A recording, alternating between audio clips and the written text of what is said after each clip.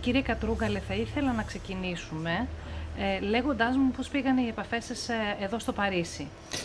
Οι επαφές πήγαν πολύ καλά και ιδιαίτερα θετικό κλίμα και υποστήριξη εισέπραξα στις διμερείς διαπραγματεύσεις, δηλαδή στις συναντήσεις μου με τις δύο Γαλλίδες υπουργούς, γιατί μία έχει το φυλάκιο της εργασίας, η άλλη της κοινωνικής ασφάλισης, με τη Γερμανίδα ομολογό μου, με τον Πορτογάλο, αλλά επίσης πάρα πολύ θερμή ήταν η ανταπόκριση και από τον ΟΣΑ.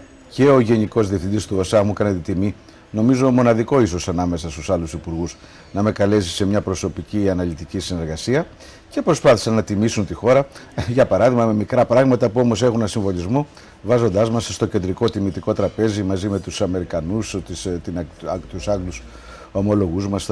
Φαίνεται λοιπόν ότι η Ελλάδα αρχίζει να μετράει στο διεθνές επίπεδο και να παίρνουμε και ορισμένα εύσημα για τη σοβαρότητα που έχουμε δείξει μέχρι στιγμής στη διαπραγμάτευση με τους εταίρους και την γενικότερη στάση μας. Την στήριξη την οποία αναζητάτε, την βρήκατε εδώ στο Παρίσι? Όλοι οι ομολογοί μου υπουργοί θεώρησαν ότι η μεταρρύθμισή μας του ασφαλιστικού έχει πάρα πολλά θετικά δείγματα, ακριβώς γιατί προσπαθούμε να συνδυάσουμε ισότητα και κοινωνική δικαιοσύνη μια περίοδο κρίσης. Δηλαδή, να συγκρατήσουμε με τη δαπάνη, αυτό όμως να μην έχει συνέπειες για τα μεσαία εισοδήματα και ιδιαίτερα για τους πιο αδύναμους. Ακόμα και λεπτομέρειες που τους έθεσα υπόψη τους, όπως ότι δεν θέλουμε να υποστούν νέες μειώσεις συνταξιούχοι, αλλά να καλύψουν το κενό της προσαρμογής από τις αυξήσεις των εισφορών, ακόμα και εκεί το θεώρησαν αυτονόητο να έχουμε αυτή την επιλογή. Κάτω γίνεται πολύς λόγος για τις μειώσεις των επικουρικών. Όταν μιλάμε για μειώσεις επικουρικών συντάξεων, για κίνδυνο μειώσεων επικουρικών, ό,τι έχει απομείνει δηλαδή από αυτές, δεν μιλάμε ουσιαστικά για κίνδυνο μειώσεων των αποδοχών? Προφανώς. Τι τον νοιάζει το συνταξιούχο εάν θα του μειωθεί η κύρια ή η επικουρική? Τι λεφτά βάζει στην τσέπη, δεν τον νοιάζει. Ακριβώς γι' αυτό έχουμε πει ότι για εμάς είναι εντελώς αδιαπραγμάτευτο έξω από το τραπέζι το ζήτημα της μείωσης των κύριων, αλλά πάμε στη διαπραγμάτευση για να μην μειωθούν ούτε οι επικουρικές. Σύμφωνα με αναλύσεις και υπολογισμούς που έχουν γίνει, η πρόταση, το σχέδιο της κυβέρνησης θα επιφέρει μειώσεις στις συντάξεις από 15% έως 30% για τους νέους και υπάρχουν φωνές που ζητούν επανεξέταση των ποσοστών επαναπλήρωσης των συντάξεων. Τι απαντάτε σε αυτούς? Ότι είναι πάρα πολύ μεγάλη παραπληροφόρηση και ξέρετε ότι υπάρχουν συνάδελφοί σας, τίμιοι συνάδελφοι, που παραδέχθηκαν ότι είχαν παρασυρθεί και ότι τα νούμερα τα οποία εμφάνιζαν είναι λαθασμένα. Εμείς λέμε ευθέως ότι για τις μικρές και τις μεσαίες συντάξεις στην πραγματικότητα δεν θα υπάρχουν μειώσεις. Για τους νέους μιλάμε, για τους παλιούς είναι εγγυημένες. Και ακόμα αν έχουμε αποκλήσεις για τα μεσαία και τα μεγάλα εισοδήματα, ακόμα και εκεί, επειδή η πρότασή μας εμπεριέχει μια σύνταξη με ρήτρα ανάπτυξης, δηλαδή η εθνική σύνταξη είναι απόλυτα συνδεδεμένη με το ακαθάριστο εθνικό προϊόν, ακόμα και εκεί που θα έχουμε μικρές μειώσεις, αυτές σύντομα με τις αυξήσεις που θα ακολουθήσουν την άνοδο της οικονομίας θα εξαφανιστούν.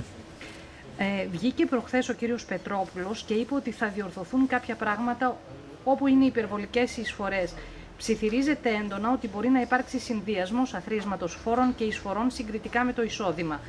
Πώς σκοπεύετε να δείτε το θέμα των εισφορών, τι προτίθεστε να κάνετε, γιατί σε ορισμένες περιπτώσεις τα παραδείγματα δείχνουν ότι είναι υπερβολικές οι εισφορές και δεν μπορεί να τις αντέξει κάποιος, ειδικά αν είναι αυτοαπασχολούμενος. Ο κανόνας μας είναι απλός.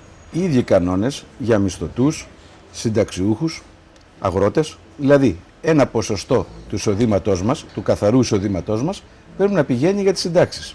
Αν δεν το κάναμε αυτό και δεν είχαμε ίδιους κανόνες, οι μισθωτοί θα πλήρωναν για τις συντάξεις των αγροτών και των ελεύθερων επαγγελματιών. Κάτι που είναι άδικο. Δεν μπορούν οι μισθωτοί να τραβούν συνεχώς το κάρο. Αυτό που κάναμε λοιπόν για τις εισφορές των ελεύθερων επαγγελματιών δεν είναι ότι αυξήσαμε τα ποσοστά. Αλλάξαμε τον κανόνα και αντί να υπολογίζονται σε ένα εικονικό εισόδημα, υπολογίζονται στο πραγματικό τους εισόδημα. Επειδή όμως για τίμιους ελεύθερους επαγγελματίες που έχουν ένα μεγάλο υψηλό εισόδημα, το σύνολο της επιβάρυνσης της φορολογικής και της ασφαλιστικής ξεπερνάει ορισμένα όρια, εκεί είπαμε να κάνουμε πράγματι, όπως πολύ σωστά το θέσατε στην ερώτησή σας, κάποια διορθωτική παρέμβαση. Δηλαδή, είναι λογικό αυτοί που έχουν πιο πολλά να πληρώνουν πιο πολλά, μια που θέλουμε να ελαφρύνουμε τη θέση των πιο αδύναμων. Δεν είναι όμως λογικό αυτή η επιβάρυνση πρόσθετη των ανώτερων εισοδημάτων να φτάνει σε δημευτικό αποτέλεσμα. Σύμφωνα με τον κύριο Ρομπόλη, μετά τα 25 έτη ασφάλισης στην πρόταση για το ασφαλιστικό, όσο περισσότερο δουλεύεις και έχεις εισφορές, τόσο λιγότερη σύνταξη θα παίρνεις. Με λίγα λόγια, θα γίνεται αντικίνητρο να δουλεύεις και να είσαι ασφαλισμένος και, όπως υποστηρίζει, θα οδηγηθούμε σε εισφοροδιαφυγή και εισφοροαποφυγή. Είναι ακριβώς το αντίθετο. Τι πάμε να κάνουμε? Το είπα και προηγουμένως. Να δώσουμε μια βοήθεια σε αυτούς που είναι χαμηλόμισθοι, αλλά και σε αυτούς που δεν έχουν πολλά χρόνια στην αγορά εργασίας. Όχι γιατί το διάλεξαν, αλλά γιατί έχουμε μια ανεργία στο 25% και μεγάλα ποσοστά μακροχρόνιας ανεργίας. Αυτούς τους βοηθάει ειδικά ο θεσμός της Εθνικής Σύνταξης να έχουν υψηλότερα ποσοστά αναπλήρωσης από άλλους. Επειδή όμως μας ενδιαφέρει και η ανάπτυξη της ασφαλιστικής συνείδησης, τι κάναμε? Ο νόμος 3863 του 10, ο νόμος του Πασόκ που τον έχει αγκαλιάσει και η Νέα Δημοκρατία, είχε υψηλότερο ποσοστό αναπλήρωσης για τα όριμα ασφαλιστικά χρόνια 1,5. Για κάθε χρόνο δηλαδή που έμενε ένας εργαζόμενος στη δουλειά του, μετρούσε 1,5 φορά. Εμείς αυτό το κάναμε 2. Κάθε χρόνος που θα μένει ένας εργαζόμενος, που μπορεί να διαλέξει να μείνει στη δουλειά του, όχι από αυτούς φυσικά που είναι άνεργοι, θα ξέρει ότι παραμένοντας λίγο παραπάνω θα πάρει και μεγαλύτερη σύνταξη. Έτσι θέλουμε να πετύχουμε 2 πράγματα. Βοήθεια στους αδύναμους, αλλά και κίνητρο για να μένει ο κόσμος στη δουλειά για να πάρει πιο πολύ σύνταξη. Στις 7 Οκτωβρίου, κύριε Κατρούγκαλε, αποκαλούσατε την αύξηση των εισφορών εμβαλωματική λύση και 2 μήνες, εμβαλωματική, με συγχωρείτε, λύση. Και 2 μήνες αργότερα, στις 13 Δεκεμβρίου, υπεραμεινθήκατε της αύξησης των εισφορών. Τι συνέβη και μέσα σε 2 μήνες αλλάξατε στάση και θέση? Την ίδια άποψη έχω. Ακριβώς για αυτό το λόγο η πρότασή μας για την αύξηση των εισφορών στον νόμο είναι μόνο για 3 χρόνια. Γιατί πράγματι μπάλωμα είναι αυτό. Και τι θα γίνει στα 3 χρόνια? Θα αυξήσουμε την εισπραξιμότητα των εισφορών. Γιατί ένα από τα πράγματα που προσπαθούμε να κάνουμε είναι να διασυνδέσουμε το φορολογικό και το ασφαλιστικό σύστημα.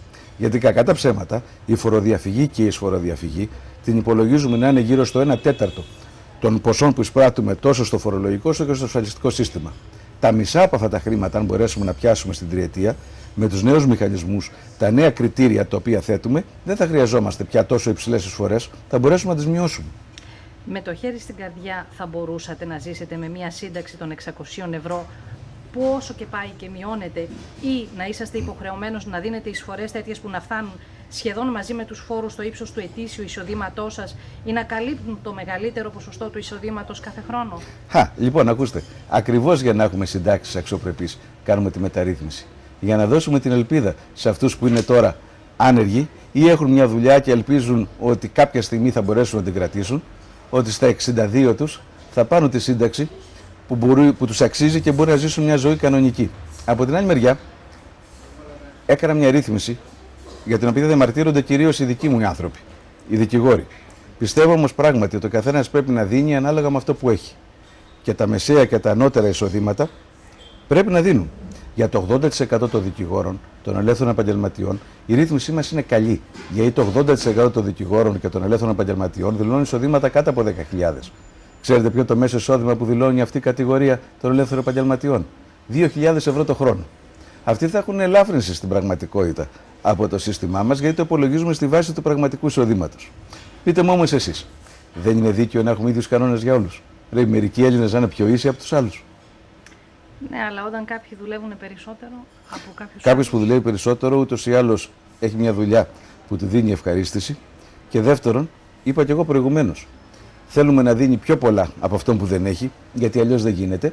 Δεν θέλουμε όμως αυτή η επιβάρυνση να φτάνει να γίνεται δημευτική και γι' αυτό το λόγο με τους δικηγόρους, τους γιατρούς, τους μηχανικούς, τη Δευτέρα με το που θα επιστρέψω από το Παρίσι στην Αθήνα έχουμε συνάντηση για να δούμε πώς ακρότητες της εφαρμογής ενός δίκαιου κανόνα μπορούν να ελαχιστοποιηθούν. Δημοσιεύματα μιλούν για μαχαίρι στις αναπηρικές συντάξεις, στα επιδόματα, στην επικούρηση και στις συντάξεις των αναπήρων. Ακριβώς το ανάποδο, αλλά επειδή έχουμε ανοίξει πράγματι ένα διάλογο με την κοινωνία, τη Δευτέρα έχουμε συνάντηση και με την οργάνωση, την ΕΣΑΜΕΑ, που εκπροσωπεί τους ανάπηρους. Εμείς, ακούστε κύριε Δαναξάκ, γράψαμε ένα νόμο μόνοι μας. Δεν μας ήρθε απ' έξω. Και ακριβώς επειδή θέλουμε να τον κάνουμε καλύτερο, είμαστε ανοιχτοί σε κάθε βελτίωση που θα μας πούν οι ενδιαφερόμενοι, αυτοί που ξέρουν τα πραγματικά προβλήματα. Έχω φίλους ανάπηρους που μου ζητάνε τι θα γίνει με το ΚΕΠΑ. Γιατί λέει καθυστερούν μήνες τα άτομα με αναπηρία για να εξετάσουν να δώσουν μια γνωμάτευση. Είστε ενήμερος, ξέρετε τι γίνεται? Είμαι. Τα ΚΕΠΑ ήταν μια θετική τομή σε σχέση με το παρελθόν. Όπως όμως κάθε μεταρρύθμιση θέλει το χρόνο της για να δείξει τα θετικά της αποτελέσματα. Αυτό το πρόβλημα θα το έχει και η δική μας μεταρρύθμιση. Είμαι βέβαιος ότι οι άξονες της είναι άξονες που ο κάθε Έλληνας θα τις δεχτεί. Την ισονομία, την κοινωνική δικαιοσύνη, ίδιοι κανόνες για όλους, να ξεφύγουμε πια από 930 διαφορετικούς τρόπους που το ΙΚΑ υπολογίζει τις συντάξεις. Μπορεί να πέσουμε όμως τον πρώτο χρόνο σε προβλήματα της εφαρμογής, ακριβώς γιατί προσπαθούμε να κάνουμε κάτι πιο δύσκολο. Θέλω ο μέσος Έλληνας που μας βλέπει, ο κάθε Έλληνας, να πιστέψει ότι πάμε να κάνουμε κάτι καλύτερο και να έχει λίγη υπομονή. Τα ταμεία ψυχοραγούν και όπως είναι γνωστό πριν τα capital controls πάρθηκαν αρκετά χρήματα από τα αποθεματικά τους για να δοθούν στις συντάξεις χωρίς αυτά να έχουν επιστραφεί. Θα επιστραφούν κάποια στιγμή και αν είναι πόσο? Όλα τα χρήματα που πήραμε είναι δανεικά και επιστράφηκαν. Το πρόβλημα είναι ακριβώς ότι δεν έχουν αποθεματικά τα ταμεία μας. Υπολογίζουν οι ειδικοί ότι έπρεπε να έχουμε 100 δισεκατομμύρια αποθεματικά. Αυτό είναι περίπου η αναλογία που έχουν άλλα ταμεία της Ευρώπης.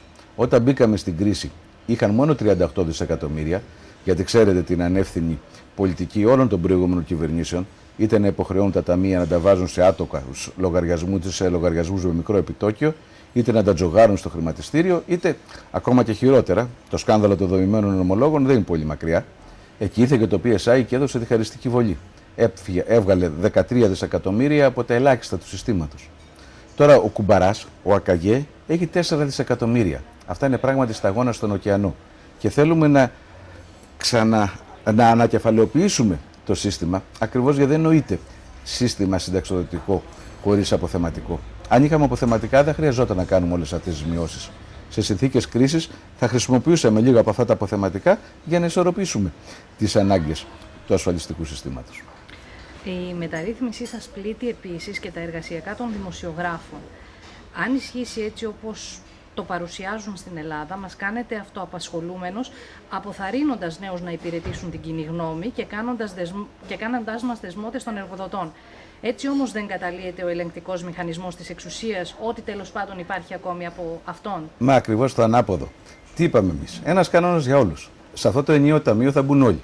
Είναι δυνατόν σε αυτό το ταμείο να είναι όλοι οι δημόσιοι υπάλληλοι, στρατιωτικοί, μισθωτοί, δικηγόροι, γιατροί και οι δημοσιογράφοι ειδικά να είναι απ' έξω? Από πού και ως πού η ασφάλιση του δημοσιογράφου δίνει μια πρόσθετη εγγύηση ελευθεροτυπίας? Αντιθέτως, οι ίδιοι κανόνες για όλους είναι κανόνες δημοκρατικοί που εφαρμόζονται σε όλους τους Έλληνες και ακριβώς προστατεύουν δικαιώματα όπως αυτό της ελευθεροτυπίας. Ως πως δε αυτό τον ισχυρισμό ότι τους κάνουμε ελεύθερους επαγγελματίες, από πού και ως πού? Υπάρχουν συλλογικές συμβάσεις εργασίας που εμείς ως Υπουργείο Εργασίας τις υπερασπιζόμαστε. Εγώ προσωπικά ήμουν επικεφαλής σε πολλές τριμερείς συναντήσεις που προσπαθήσαμε να προστατεύσουμε τους δημοσιογράφους από την τρομοκρατία των εργοδοτών τους, που ξέρετε ότι είναι διάκητοι σε πολλά μέσα μαζικής ενημέρωσης.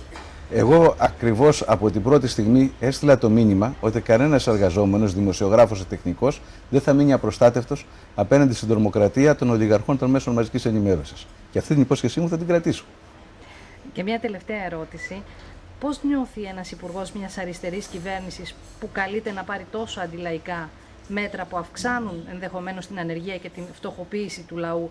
Ένας λαός ο οποίος τον εξέλεξε αυτόν τον υπουργό, έρχοντας την ελπίδα για κάτι καλύτερο από το μνημόνιο, από τα μνημόνια. Είμαι περήφανος που εφαρμόζω αριστερές πολιτικές, που θα προχωρήσουμε σε μια μεταρρύθμιση που θα φέρει μεγαλύτερη ισότητα στο σύστημά μας και κοινωνική δικαιοσύνη, και είμαι περήφανος ακριβώς επειδή εξαιτίας και χάρη σε αυτές τις πολιτικές θα μπορέσουμε να αποφύγουμε τη φτωχοποίηση. Σκεφτείτε τι θα γινόταν αν στη θέση μας ήταν αυτοί που είχαν ήδη προεκλογικά προαναγγείλει τη μείωση των συντάξεων. Αυτοί που 11 φορές μείωσαν τις συντάξεις στο παρελθόν. Αυτοί που με τη σύνταξη από 1.200 ευρώ σε μέσο όρο την έβαλαν σε 800 ευρώ. Αυτοί λοιπόν που δεν τρέπονται και σήμερα να φέρουν αντιρρήσεις σε ένα σχέδιο που προσπαθεί να μαζέψει τα ασημάζευτα που αυτοί μας κληρονόμησαν. Πραγματικά εδώ σαργεί. Και η υποκρισία και ο πολιτικός ταρτουφισμός έχει όρια. Ναι, αλλά προεκλογικά και εσείς δεν λέγατε ότι. Εσείς δηλαδή. Ο Πρωθυπουργός δεν έλεγε ότι δεν θα μειώσει τις συντάξεις? Και δεν μειώνουμε τις συντάξεις. Δεν μειώνουμε τις συντάξεις. Παραλαμβάνω και δεν χρειάζεται να το πω εγώ, γιατί το έχετε ακούσει από τον Πρωθυπουργό, ότι οι κύριες συντάξεις δεν θα μειωθούν. Και θα κάνουμε τα πάντα για να μην μειωθούν και οι επικουρικές. Εντάξει, σας ευχαριστώ πολύ. Εγώ σας ευχαριστώ.